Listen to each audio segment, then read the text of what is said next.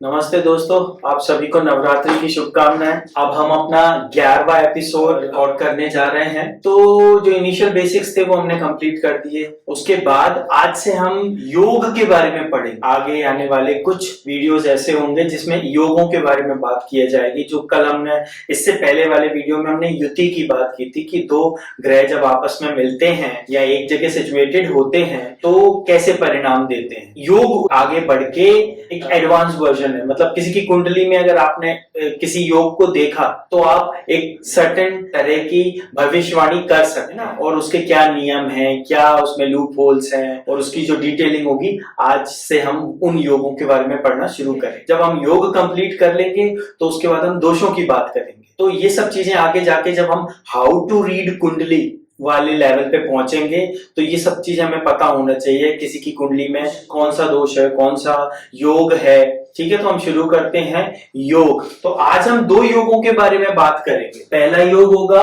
बुध आदित्य योग और दूसरा योग होगा राशि परिवर्तन योग। बुध आदित्य योग क्या होता है? सूर्य और बुध, बुध और आदित्य, आदित्य मतलब सूर्य, बुध और आदित्य का जब साथ में बैठना होते हैं एक सर्टेन डिग्री से कम पे, जब बुध सूर्य के पास आ जाता है। अगर आप प्लैनेटरी सिस्टम देखो तो सबसे नियरेस्ट का जो प्लैनेट है वो बुध ही है, मर्क्यूरी ही है, जो सूर्य के पास रहता ही है। बहुत कम सिचुएशन ऐसी होती हैं जब बुध सूर्य से अस्त ना हो। अस्त के बारे में मैंने आपको बताया नहीं? अच्छा, चलो अस्त के बारे में भी बताते हैं। देखिए, अस्त क्या होता है कि सूर्य किसी भी प्लेनेट को, दो प्लेनेट को छोड़ के, राहु और केतु को छोड़ के सूर्य किसी भी प्लेनेट को अस्त कर सकता है अगर वो प्लेनेट सूर्य के मिनिमम डिग्री को क्रॉस कर जाए। वो डिपेंड करता है, कुछ प्लैनेट्स के लिए 7 डिग्री, कुछ प्लैनेट के लिए 3 डिग्री, कुछ प्लैनेट के लिए 9 डिग्री, कुछ प्लैनेट के लिए 11 डिग्री।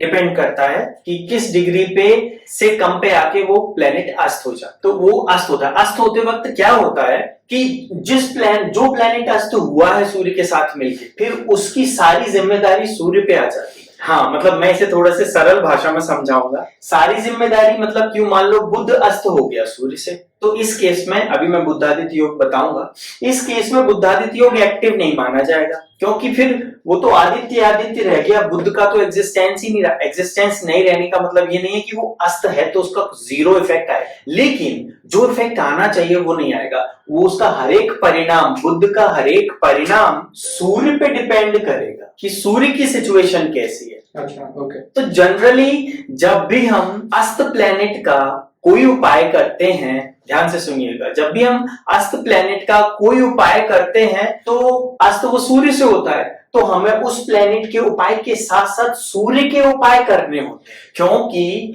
अब एक तरह से अस्त होना मतलब बुध अब सूर्य पे बर्डन बन गया। बुध का अच्छा प्रभाव चाहिए, अच्छे परिणाम चाहिए, तो आपको सूर्य को बेहतर करना होगा। सूर्य के जितने भी उपाय होते हैं वो करना होगा। देखना होगा कि सूर्य किस स्थिति में है। पता चला सूर्य ने बुध को अस्त कर दिया या किसी भी प्लेनेट को अस्त कर दिया, लेकिन सूर्य खुद ही नीच स्थिति में है या गलत राशि में है, फिर फेवरेबल राशि में नहीं है, तो सूर्य पहले ही खराब हो जाएगा। तो बहुत फिर वो सिचुएशन नहीं बन पाएगी। और सूर्य कितनी भी अच्छी स्थिति में क्यों ना हो, आपको सूर्य के उपाय करने ही होंगे जब सूर्य किसी को अस्त कर देता है। कई बार सूर्य एक साथ 2-3 प्लेनेट को अस्त कर देता है। वो मल्टीपल प्लेनेट्स उसके किसी मूवमेंट पे क्लोज आ जाए तो वो अस्त हो जाता है। जैसे ये है, ठीक है, ये सन है, ये मर्क्यूरी है। अभी तो ये दूर है, अब ये वीनस आ गया, ये मार्स आ गया, ये जुपिटर आ गया। तो ये अर्थ से डिग्री अगर जब हम काउंट करेंगे तो ये देखा जाएगा सूर्य के सब पास में आ गए। जब हम अर्थ से देखते हैं, कुंडली में हम अर्थ हैं, अर्थ से देख रहे हैं, तो सूर्य के अर्थ से देखते हुए सूर्य के क्लोज कितने प्लैनेट्स आ गए? 1 2 3 4। तो इस स्थिति में सूर्य इन चारों को अस्त कर देगा। तो इन चारों का बेहतर फल पाने के लिए हमें सूर्य को मजबूत करना होगा। इनको तो करना ही होगा, लेकिन सूर्य को भी। आप मतलब समझे? हाँ, समझे। अब जैसे जो रेमेडीज थी, कि हमने सूर्य की रेमेडीज पढ़ी थी कि जिस भी प्लांट से मिल्क निकलता है वो इसके एज ए रेमेडी में आता है। तो वहां पे भी फिर हमको वैसे रेमेडीज चूज करना पड़ेगी जो उससे रिलेटेड हो। हाँ, वो देखो रेमेडीज पे हम बात करेंगे। अभी मैं ये बता रहा हूँ कि अपन को सूर्य की भी रेमेडी करनी पड़ेगी, चाहे सूर्य कितना भी पॉजिटिव हो उस समय। अगर वो एक या एक से अधिक प्लैनेट्स को अस्त कर रखा है तो मतलब उस पर अभी तक खुद की जिम्मेदारी तो है ही, सूर्य की हर एक की कुंडली में होती है, लेकिन अब उसके ऊपर और लोगों की भी जिम्मेदारी आ गई। जनरली अगर सूर्य अगर यहाँ हो कुटुंब स्थान में, तो ऐसे व्यक्ति पे बहुत जिम्मेदारियां होती हैं परिवार की, जो उसे निभानी होती है। ठीक है, ये एक हाइपोथेटिकल सिचुएशन में मैं बता रहा हूँ। तो ये हुआ कि जब अस्त होते हैं तो क्या होगा। अस्त पे हम और डिटेल में आगे बढ़ेंगे जब भी आगे जरूरत पड़ेगी। तो आज हम बुधादित्य योग के बारे में पढ़ते हैं। सूर्य और बुध जब साथ में होते हैं किसी भी घर में तो उसे बुधादित्य योग बोलते हैं। वो कहीं भी हो सकते हैं, 1 of the 12 में कहीं भी हो सकते हैं। ठीक है, कहीं भी हो सकते हैं। तो एक ही घर में दोनों साथ में होना चाहिए। हाँ, तभी बुध और आदित्य का योग होगा। युति, जब बुध सूर्य और बुध की युति होगी, दोनों साथ में होंगे किसी भी घर में, तो उसे बुध आदित्य योग कहेंगे।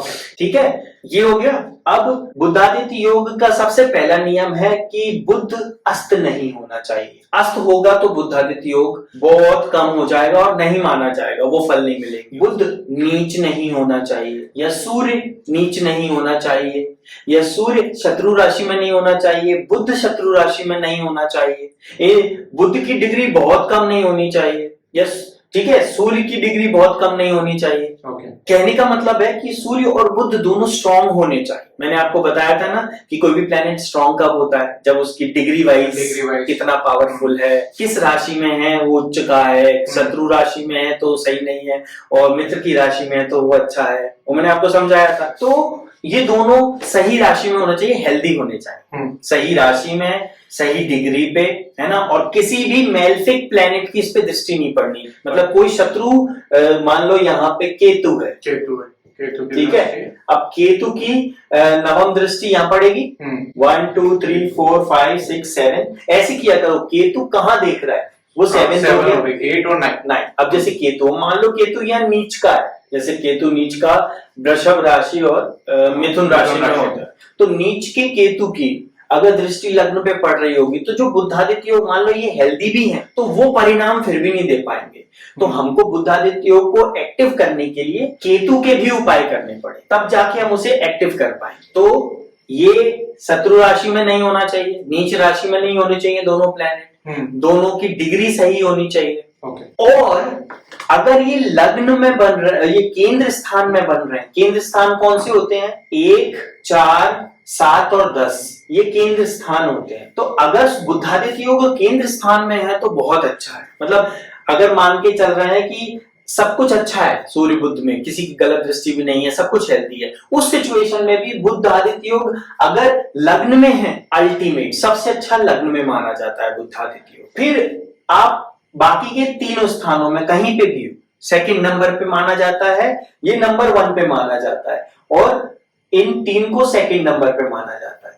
यहाँ होगा तो एक डिफरेंट तरह की पॉजिटिविटी देगा, यहाँ होगा तो डिफरेंट तरह की पॉजिटिविटी देगा, यहाँ होगा तो डिफरेंट तरह की पॉजिटिविटी देगा, वो मैं आपको समझाऊंगा। और थर्ड नंबर पे वो मूल त्रिकोण, मूल त्रिकोण कौन से होते हैं, 2nd house, 5th house, 9th house, ये मूल त्रिकोण होते हैं, इन्हें मूल त्रिकोण कहा जाता है। ठीक है, ऐसा क्यों सर, मूल त्रिकोण इन्हीं को क्यों कहा गया? मूल त्रिकोण कहा गया क्योंकि ये संपत्ति, धन, परिवार, वाणी, बहुत सारी चीजों पे का घर है। ये पूर्वजों का घर है, संतान का घर है, इनिशियल एजुकेशन का घर है, प्रेम का घर है, बहुत सारी चीज, ये धर्म का, पिता का, कि कैसा आचरण रहेगा उसका, तो इन्हें मूल त्रिकोण कहा जाता है। हालांकि 11th को भी कई जगह पे ऐसे माना जाता है, लेकिन कई जगह 11th को नेगेटिव भी माना जाता है किसी सिचुएशन में। ठीक है, वो मैं आपको समझाऊंगा। तो मूल त्रिकोण में आप इनको मान के चलिए। तो फर्स्ट नंबर पे बुधादित्य योग लग्न में अच्छा होगा अगर सारी वो कंडीशंस फुलफिल हो रही हैं जो मैंने पहले बताया। सेकंड नंबर पे इन 3 में कहीं पे भी हो, तो थर्ड नंबर पे मूल त्रिकोण में, और 4th नंबर पे आप यहाँ पे भी मान लिया जाएगा सही, यहाँ पे भी मान लिया जाएगा सही, मतलब वो 4th पे आ गया। और इनमें बुधादित्य योग बहुत कम अच्छा माना जाता है, बहुत रेयर कंडीशन में 6, 8 और 12 बुधादित्य योग बहुत कम ऐसा होता है कि वो अच्छा हो। डिपेंड करता है, बहुत सारी कंडीशंस होती हैं, तब जाके बहुत रेयर कंडीशन में यहाँ पे अच्छा माना है। तो जनरली बुद्धादित्य योग फर्स्ट हाउस में, केंद्र में, मूल त्रिकोण में और 11वें में भी मान लो आप, एक तरह से थर्ड नंबर पे ये माना जाता है। अब होता क्या है बुद्धादित्य योग, वो बताता हूँ। जब भी कोई युति होती है तो क्या होता है बताओ मुझे। युति होती है तो हम उसका एनालिसिस कैसे करते हैं बताइए। पहले उसके मैत्री भाव निकलते हैं, और आप अच्छे शब्दों में बोलो, अपने सरल शब्दों में आप सीधे बोलो ना, देखेंगे कि सर वो मित्र राशि में है कि नहीं है, इसमें है कि नहीं है। आप अटकते क्यों हो, अटको मत, बोलो वो दोनों मित्र राशि में है क्या, और फिर उसमें ये देखते हैं कि दोनों के जो स्वामी की जो राशि है वो उच्च में है क्या, और बस इतना ही देखते हैं क्या? आप दृष्टि भी देखते हैं तो बोलो ना। तो उसके बाद में ना, और क्या देखते हैं? बस दृष्टि देखते हैं। आपको एक एक करके क्यों बताना पड़ रहा है? आपको कुंडली रीड करनी है तो आपको सब बताना पड़ेगा जो है आता है। फिर से बताओ, फिर से मुझे ये बताओ कि बुद्धादित्य, मैंने क्या क्वेश्चन पूछा था? आपने बताया था कि युति क्या होती है, युति क्या होती है वो मुझे बताओ कि सूर्य और बुध की युति लग्न में है, तो बताओ कैसे परिणाम होंगे।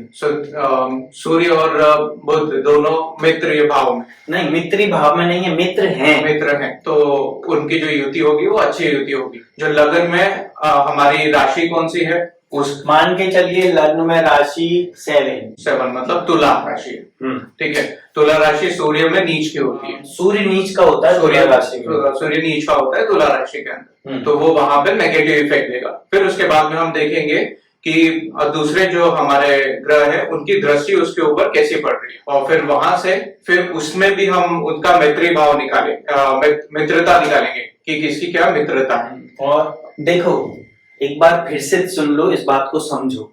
युति हो चाहे कैलकुलेशन हो, हमें 5-6 चीजें हर बार सोचनी पड़ती। भाई जो भी प्लेनेट है वो मित्र की राशि में है कि शत्रु की राशि में है, एक जिसके साथ है वो मित्र है कि शत्रु है, 2 तीसरा उसकी डिग्री क्या है, चौथा उस पे किसकी दृष्टि है, अच्छे प्लेनेट की है या बुरे प्लेनेट की है, चौथा वो कहीं उच्च या नीच में तो नहीं है, फिर वो प्लेनेट कुछ है, मान लो सूर्य के बारे में बात कर रहे हैं तो सूर्य की क्या कैरेक्टरिस्टिक्स हैं, और जिसके साथ युति बन रही है उसकी क्या कैरेक्टरिस्टिक्स हैं। तो जब 2 तरह की कैरेक्टरिस्टिक्स को मिलाएंगे तो थर्ड रिजल्टेंट क्या आएगा। दूध और पानी को मिलाएंगे तो क्या होगा, एग्जाम्पल के लिए बता रहा हूं, दूध की क्वालिटी कम हो जाएगी, पौष्टिकता कम हो जाएगी, और पता भी नहीं पड़ेगा दूध में पानी मिला है, है ना। लेकिन अगर दूध में दही मिला देंगे तो दूध खत्म हो जाएगा, पूरा दही बन जाएगा। मान लो ये दही है, फॉर एग्जाम्पल, मैं अभी सिर्फ समझाने के लिए बोल रहा हूं, बुध दही जैसा बिहेव करता है और सूर्य दूध जैसा। तो अगर दही को दूध में मिला दिया जाए तो किसका एग्जिस्टेंस बचेगा? दही का बचेगा, दूध चला जाएगा। और मान के चलो ये दूध है और ये पानी है, और पानी और दूध को मिलाया जाएगा तो किसका एग्जिस्टेंस बचेगा? दूध का। जितना पानी मिलाते जाएंगे उतना दूध का एग्जिस्टेंस खत्म होता जाएगा, और पानी का बढ़ता जाएगा। तो मैंने ये एग्जांपल आपसे इसलिए दिया कि आपको ये समझना होगा ये सारी चीजें, कि ये दृष्टि, डिग्री, मैत्री, उच्च नीच जिसके साथ है वो उसके साथ मित्र है कि नहीं है। सिंपल, इन सब चीजों को आपको हर बार करना पड़ेगा। सर जैसे भी मैं इसका बताने का ट्राई करता हूँ, जैसे हमने सूर्य हमारी तुला राशि में नीच का है, तो सूर्य की फंडामेंटल, तो मुझे बताओ बुद्धादित्य योग रहा कि नहीं रहा? बुद्धादित्य योग नहीं रहा, क्योंकि सूर्य तो हमारा डाउन हो गया ना, नीच का हो गया। आपने बोला वो उच्च का होना चाहिए, तो बुद्धादित्य उच्च का नहीं भी हो, मित्र राशि में हो, मित्र राशि में होते हुए अगर उसकी डिग्री कम हो जाए, बहुत कम हो जाए, तो भी नहीं होगा। ओके, अभी जैसे सूर्य हमारे फंडामेंटल एनर्जीज देता है, और जो बुध है वो हमारे इंटेलेक्चुअल और हमारी कम्युनिकेशन स्किल्स को और इंटेलिजेंस को बताता है। तो यहाँ पे जो कॉम्बिनेशन बनेगा उसको हम कैसे बोलेंगे, मुझे बताओ। फर्स्ट हाउस में है, फर्स्ट हाउस सेल्फ का होता है, तो सूर्य और बुध का सबसे यहाँ पे होने का मतलब उस व्यक्ति की पर्सनैलिटी पे फर्क पड़ेगा। समझ रहे हो? आपको ऐसे एनालिसिस करना है। 7th फैक्टर क्या हो गया कि वो किस जगह है, सेल्फ पे, पर्सनैलिटी पे, तो पर्सनैलिटी पे फर्क पड़ेगा। तो बुद्धादित्य योग 7 नंबर की राशि में यहाँ है, तो मुझे ये बताओ कि उस व्यक्ति की पर्सनैलिटी कैसी होगी, सोच के बताओ। उसकी पर्सनैलिटी थोड़ा सेल्फ कॉन्फिडेंस नहीं रहेगा उसको, और बाकी बोलेगा बट सेल्फ कॉन्फिडेंस नहीं रहेगा।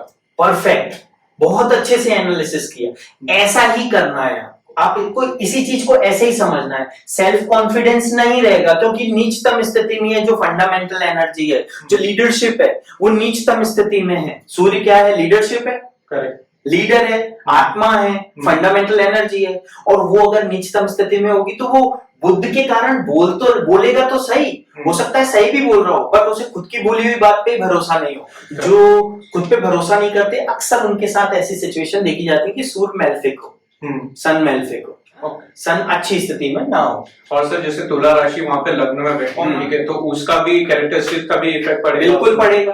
तुला राशि में वो नीच का होता है, सबसे पहला इफेक्ट इस पे पड़ेगा। लेकिन तुला राशि इसके लिए मित्र है। हाँ, इसके लिए मित्र है। तो इसीलिए आपने जिस तरह से समझाया कि सर बोलेगा तो सही, इसका मतलब बोलना तो उसे आएगा, थोड़ा बहुत ब्रेन भी होगा उसमें, लॉजिकल ब्रेन भी होगा, लेकिन कॉन्फिडेंस नहीं होगा। तो ये बहुत अच्छे से एक्सप्लेन किया। आप खुद पे भरोसा रखो, मैं आपसे भी कह रहा हूं। और एक साथ बहुत सारी चीजें रन करनी होती हैं, बार बार ये कह रहा हूं। ठीक है, तो बुध आदित्य योग ये हो गया।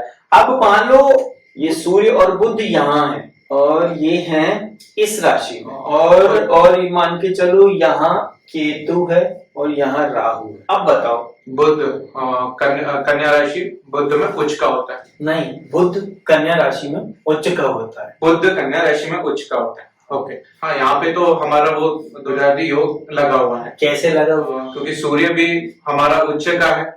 सूर्य मतलब सूर्य में कुछ, सूर्य उच्च का किस राशि में होता है? सूर्य उच्च का मेष राशि में होता है। तो फिर उच्च का कैसे बोल दिया? वो तो 6 नंबर की राशि में। बट वो भी तो नहीं है, नीच का भी तो नहीं है। हाँ, नीच का नहीं है, लेकिन आपने उसको उच्च का कैसे बोल दिया? इतना लूज टॉक नहीं कर सकते हम इसमें। आप चुप रह जाओ, सोच लो, 1 घंटे बाद बताओ, 2 दिन बाद बताओ, लेकिन कुछ भी मत बोल दो। ऐसे कहो, बुध कन्या राशि में उच्च का होता है, सूर्य कन्या राशि सूर्य की मित्र है, तो एक कंडीशन तो फुलफिल हो गई। लेकिन केतु की दृष्टि पड़ रही है, राहु सूर्य को ग्रहण लगाता है। तो जब वो राहु की युति में, मान लो इनकी डिग्री 15 डिग्री से ज्यादा है, डिफरेंस है, मान लो ये 28 डिग्री का है और मान के चला ये 10 डिग्री का है सूर्य, तो राहु का इम्पैक्ट बहुत कम पड़ेगा। तो हम कह सकते हैं हाँ बुधादित्य योग है, लेकिन फिर भी केतु की दृष्टि भी आ रही है, तो भी ये बुधादित्य योग पूरा नहीं हुआ। बहुत सारे सॉल्यूशंस करने पड़ेंगे, तब जाके ये एक्टिव हो पाएगा, ये इनएक्टिव मोड में चला जाएगा। समझे? तो जब आप कैलकुलेशन करो तो आराम आराम से एक एक ग्रह की और अपने शब्दों में, तो एक एक शब्द में सोच समझ के बोलो। ये समझ में आया मैंने क्या?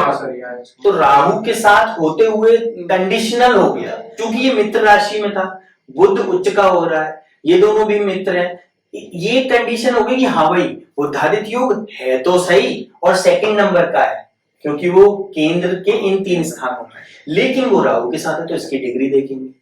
अगर ये 15 डिग्री से कम हो गए तो नहीं रहेगा। तो यहाँ पे 2 एड ऑन है। अगर ये राहु सूर्य के ज्यादा क्लोज आ गया तो वो उसको ग्रहण लगा देगा, तो फिर बुधादित्य योग खत्म। लेकिन मान लो डिफरेंस है 15 डिग्री से ज्यादा का, तो भी कंडीशनल माना जाएगा कि भाई राहु है तो सही ना, साथ में एक जगह, कम प्रभाव पड़ेगा क्योंकि दूर है। लेकिन शत्रु दूर भी हो तो डर तो लगता है ना। जब शत्रु ना हो तो आदमी रिलैक्स रह सकता है, लेकिन दिख रहा है अभी मेरे पास नहीं है लेकिन शत्रु दूर तो है, तो उसका उपाय तो फिर भी करना पड़ेगा। और जब राहु यहाँ है तो केतु की दृष्टि भी पड़ रही है, अब केतु किस स्थिति में है वो देखना पड़ेगा। तो हमको 2 कंडीशन जुड़ गई इसके साथ, ये कंडीशनल बुधादित्य योग बन जाए। और सर राहु की जगह पे शुक्र होता तो शुक्र उतना नेगेटिव नहीं होता सूर्य के लिए। कहते हैं ना मैत्री 3 तरह की होती है। एक होती है जो परमानेंट शत्रु जो होते हैं, मतलब जो नैसर्गिक शत्रु जिन्हें कहते हैं, एक होते हैं तात्कालिक शत्रु। उसी तरह से नैसर्गिक मित्र और तात्कालिक मित्र भी होते हैं। तो शुक्र और सूर्य तात्कालिक मित्र होते हैं। अगर शुक्र यहाँ होते तो कन्या राशि शुक्र की कौन सी राशि है? नीच की राशि। तो शुक्र नीच के होके परेशानी तो क्रिएट करते। वो डिग्री देखी जाती क्योंकि एक तरह से तो शुक्र शत्रु है ना, नैसर्गिक रूप से तो शत्रु है ना। अगर मान लो यहाँ 12 नंबर की राशि हो तो क्या होता? और शुक्र बुध और सूर्य है, तो बताओ क्या होता है। तो 12 नंबर की राशि रिप्रेजेंट करती है मीन को, और मीन के जो स्वामी ग्रह है वो है हमारे गुरु। तो बुधादित्य योग है कि नहीं है, पहले ये बताओ, समझ में आ रहा है मैं क्या कह रहा हूँ। हाँ तो बताओ ना, बुधादित्य योग है।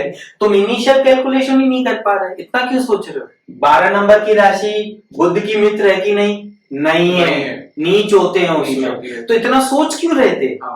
आपको सबसे पहले जो क्वेश्चन पूछा जा रहा है, तो सबसे पहली कैलकुलेशन है वो किस राशि में है, वो राशि उसकी मित्र है, शत्रु है, उच्च है कि नीच है, डिग्री है, दृष्टि है, यही सब तो देखना होता है, युति है। आप फिर से उस पर अटक गए, तो यहाँ पे वीनस तो उच्च का हो जाएगा, लेकिन बुधादित्य योग नहीं रहेगा, है ना। तो वो देखा जाएगा बुधस्त है क्या है, वो सब कुछ देखा जाएगा। ये दोनों मिलके अच्छा रिजल्ट देंगे, बट ये दोनों मिलके अच्छा रिजल्ट नहीं देंगे। सर जैसे हमारा मर्क्यूरी है, मर्क्यूरी ये नीच का है, तो इसकी कैरेक्टरिस्टिक्स में डाउन होता है। जैसे जो नीच का होगा, शब्द से समझ में आ रहा है ना, उसकी कैरेक्टरिस्टिक्स डाउन हो जाएंगी ना, वो परफॉर्म नहीं कर पाएगा जैसा उसे परफॉर्म करना चाहिए।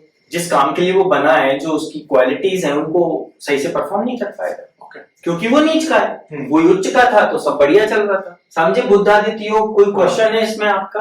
अब हम बताते हैं राशि परिवर्तन योग। सर आपने इसमें ये डिस्कस नहीं किया कि जैसे हमने केंद्र, अभी तो केंद्र का ही किया ना, बाकी के 2 और थे, तो उसमें बस इफेक्ट्स में ही चेंज आएंगे।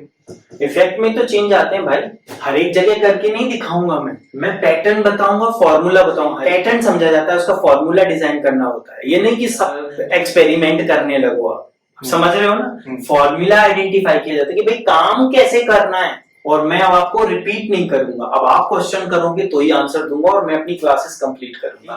तो आज दूसरा जो हम योग पढ़ेंगे वो होगा राशि परिवर्तन योग। राशि परिवर्तन योग मतलब आप ये मान के चलिए कि यहाँ शनि है और यहाँ मंगल है, ठीक है, 8, 9, 10, 11। राशि परिवर्तन योग की डेफिनेशन ये है कि कोई भी 2 प्लैनेट्स जब एक दूसरे की राशि में बैठते हैं कुंडली में, तो उसे राशि परिवर्तन योग कहा जाता है। और राशि परिवर्तन योग एक्टिव कब होता है, जब वो केंद्र स्थानों में हो, तो सबसे अच्छा एक्टिव माना जाता है, जैसे कि ये है। सेकंड नंबर पे फलित होता है उसमें केंद्र स्थान और मूल त्रिकोण, केंद्र स्थान और मूल त्रिकोण पे राशि परिवर्तन हो रहा हो। और थर्ड, फिर बाकी कहीं भी हो रहा हो, फिर उसकी उतनी वैल्यू नहीं रहती, बहुत सारी कंडीशंस होती हैं, तब जाके बहुत सारे सॉल्यूशंस करने के बाद उसे एक्टिव किया जा सकता है। मान लीजिए यहाँ पे राशि परिवर्तन हो रहा है, मान लो 7 नंबर, ये मंगल की है ना, और मान लो ये हुआ शुक्र और यहाँ हुआ मंगल। अब एक तो ये 6, 8, 12 ये सबसे खराब भाव माने जाते हैं। सबसे पहले जब हम एनालिसिस करते हैं तो इन 3 भावों को सही नहीं मानते, क्योंकि ये लाइफ के नेगेटिव एस्पेक्ट्स को बताते हैं। नेगेटिव एस्पेक्ट भी इंपॉर्टेंट होते हैं, लेकिन जनरली कुछ पॉजिटिव होगा कुछ नेगेटिव होगा, तो हमें उस कैटेगरी में तो बांटना पड़ेगा उसे। तो इस भाव में तो पहले ही कोई भी योग ज्यादा माने नहीं जाना, लेकिन मान लो यहाँ पे ये राशि परिवर्तन हो रहा है, तो बहुत सारी चीजें देखनी पड़ेंगी कि शुक्र लग्न स्वामी, जैसे ये 1 है तो ये 12 है, इसका मित्र है कि नहीं, इसकी डिग्री कितनी है, इसका क्या है, बहुत सारी चीजें देखनी पड़ेंगी। तब देखा जाएगा कि भाई ये कुछ आपस में मिलकर फायदा देंगे कि नहीं। कुछ ना कुछ देंगे, लेकिन उसे हम योग नहीं कह सकते, जैसा कि ये है।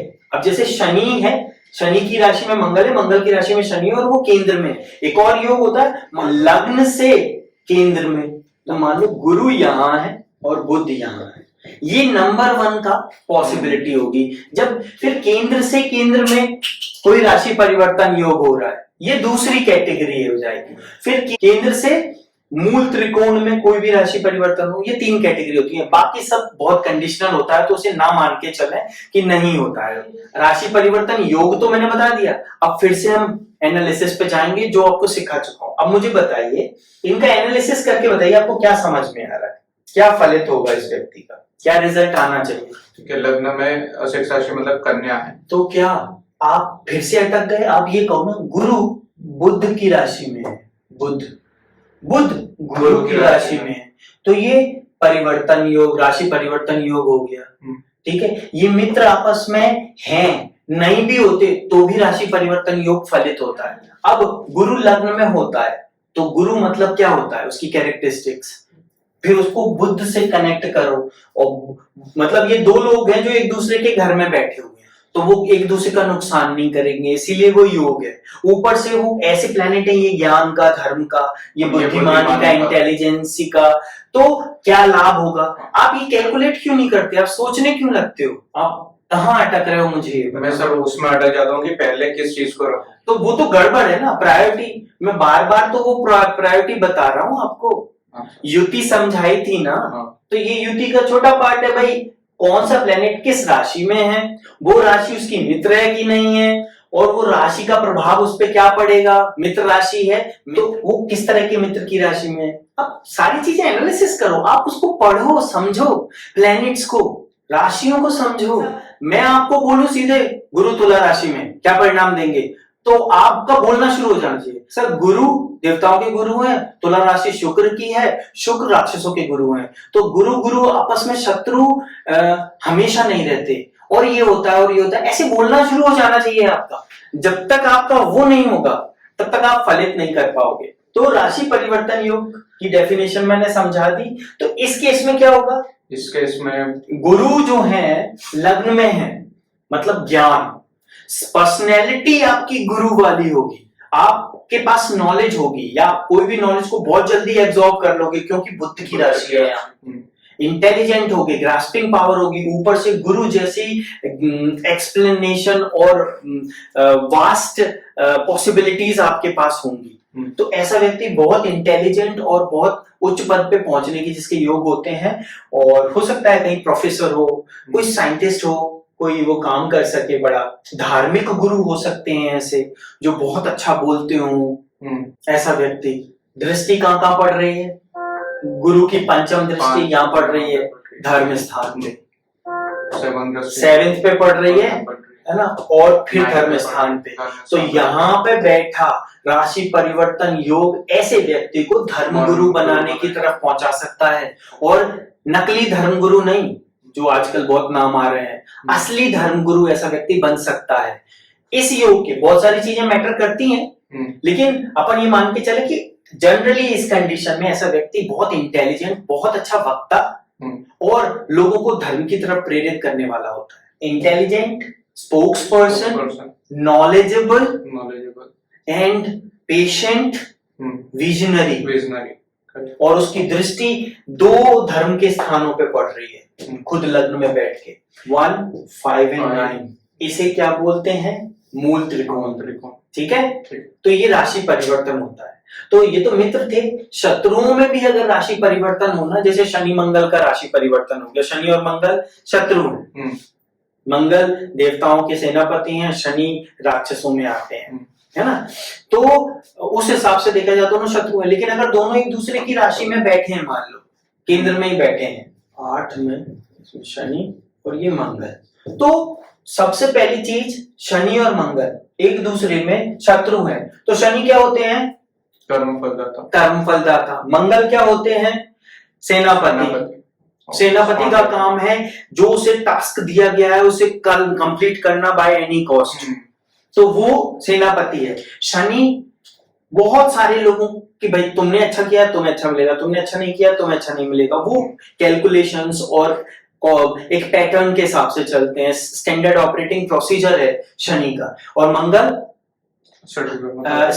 स्पॉन्टेनियस है ना, और एनर्जेटिक है। तो दोनों अलग अलग हो गए, इसीलिए शत्रु हैं, लेकिन अब दोनों एक दूसरे के घर में बैठे हैं। इसको ग्रीन टी पसंद है और इनको दूध पसंद है, फॉर एग्जाम्पल। अब जब वो उनके घर में बैठे हैं, ग्रीन टी तो मिलेगी नहीं, तो कहेंगे यार एक काम करो दूध थोड़ा गर्म करके ले आओ, दूध पी लेता हूँ थोड़ा थोड़ा। ये कहेंगे यार मेरे को तो ग्रीन टी चाहिए, मेरे को तो दूध चाहिए था, ये क्या पत्तियां डाल के दे रहे हैं, तो ठीक है अब दे लेते हैं। तो कहने का ये मतलब है दोनों एक दूसरे के गुणों को एब्जॉर्ब करेंगे, पॉजिटिव गुणों को। और जब दो मित्र आपस में जब कोई योग बनाते हैं वो बहुत अच्छा योग माना जाता है। लेकिन जब 2 शत्रु आपस में मित्र जैसा व्यवहार करें तो वो बहुत बड़ा योग माना जाता है। क्यों कि जो मित्र, मैं आपका मित्र हूं, और हम किसी अच्छी पोजीशन पे बैठे हैं, पता चला मैं कहीं कलेक्टर बन गया एंड यू केम, अरे सर आपसे तो मैंने कुंडली सीखी थी, तो मेरे आपके प्रति सॉफ्ट कॉर्नर होगा, मैं आपकी कुछ ना कुछ मदद करूंगा। लेकिन अगर हम शत्रु हैं और ऐसी सिचुएशन में फंसे हैं कि आप मेरे घर में हो, मैं आपके घर में हूँ, तो हम ये सोचेंगे यार छोड़ो यार, फोन पे बात करेंगे यार, अपन एक दूसरे की हेल्प करते हैं, तू मेरी फैमिली का ध्यान रख, जब तक तुम आए मैं तेरी फैमिली का ध्यान रखता हूँ, यू नो, समझाने के लिए। या ओ स्पेशली यार वो मेरी मम्मी की तबीयत ज्यादा खराब रहती है, ये दवाई ले आना, तेरे यहाँ कुछ हो तो बता मुझे। सडनली वो शत्रु मित्र बन जाते हैं और वो दूसरे को बोलते हैं यार अब मैं तेरा यहाँ बुरा करूंगा तो तू भी करेगा ही, उससे अच्छा हम एक दूसरे का भला करें। इसीलिए ये योग बन जाता है, राशि परिवर्तन योग, एनवायरमेंट परिवर्तन योग, घर का परिवर्तन योग। राशि क्या होती है? एनवायरमेंट होती है। तो समझदारी होती है, चाहे दो शत्रु एक दूसरे के घर में हो तो कि एक दूसरे की मदद। और जब दो इतने, एक बलशाली और एक महा इंटेलिजेंट और जज जो कभी गलत नहीं करते, वो शत्रु के घर में जाके भी गलत नहीं करेंगे, लेकिन फिर भी जो उनके काम है करने के वो तो करेंगे। शनि और मंगल जब एक दूसरे, कोई भी शत्रु दो अपने आपस में एक दूसरे के घर में होते हैं तो लाभ देते हैं, इसी को राशि परिवर्तन योग होते हैं। लाभ क्या देते हैं? एक दूसरे के गुणों का ट्रांसफर कर लेते हैं, खुद के कुछ गुण रखते हैं, सामने वाले के कुछ अच्छे गुण ले लेते हैं। अब जैसे ये धीरे चलते हैं, शनि का मतलब होता है शनैश्चर, मतलब धीरे चलने वाला, और मंगल धीरे का कोई काम ही नहीं है, फास्ट एवरीथिंग, मंगल वांट्स नाउ। ये इनसे थोड़ी जल्दबाजी ले लेंगे, ये उनसे थोड़ी शांति ले लेंगे, इनको शांति की जरूरत है तो थोड़े गंभीर और रिस्पॉन्सिबल हो जाएंगे, और ये थोड़ी एनर्जी आ जाएगी तो चीजों को और फास्ट करने लगेंगे।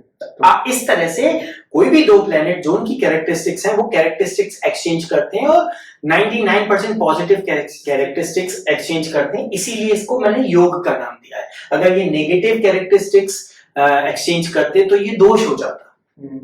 तो ये योग है। योग तभी बनता है जब हम किसी से पॉजिटिव एक्सचेंज करें। तो ये हुए हमारे दो योग। आपका कोई क्वेश्चन है इन दोनों में किसी पे? हाँ, जैसे ये जो मंगल और इनका जो ट्रांजिशन हुआ है वो करियर वाला जो हाउस है हमारा, हाँ, उसके अंदर हुआ है, तो इसका ऐसा होगा जो जातक है वो करियर में फास्ट करेगा बट रूल्स और चेक्स भी करेगा।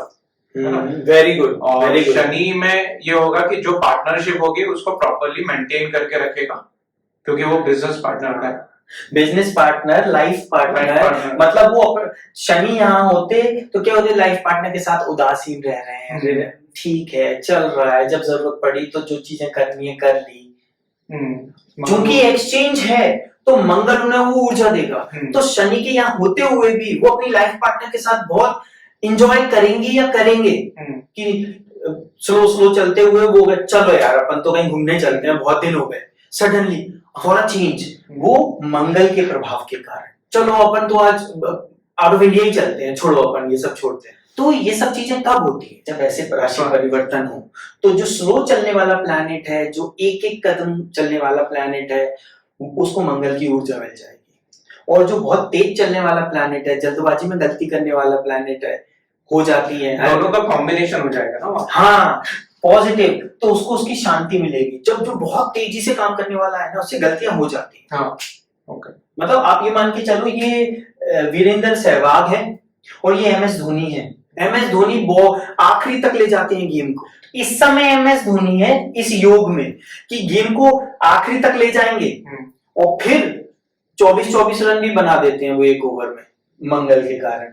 और आखिरी तक गेम को इसलिए ले गए क्योंकि वो स्लो चलने वाले हैं। वो जल्दबाजी में डिसीजन लेते तो विकेट गिर जाता, तो फिर जीतने की संभावना ही खत्म हो जाती, तो वो गेम को आखिरी में तक ले जाते हैं। ये वीरेंद्र सहवाग है, इनको भेजा, उनको मतलब नहीं है टेस्ट मैच चल रहा है कि T20, पहली बॉल मतलब 4, तो वहीं पे ये मंगल बन जाते हैं वीरेंद्र सहवाग की जगह पे विराट कोहली, जिसमें एग्रेशन तो है लेकिन वो परिस्थिति के अनुसार क्रिकेट खेलेंगे। भाई अभी जो रिसेंट मैच में वो 200 रन बनाने में भी अपन को कितनी बुरी हालत हो गई थी, तो रन बॉल भी नहीं बनाया, बट बड़े पेशेंटली खेलते रहे इंडिया वंस मैच, तो मींस द मैच। तो ये इस एग्जांपल से आपको समझ में आ गया होगा।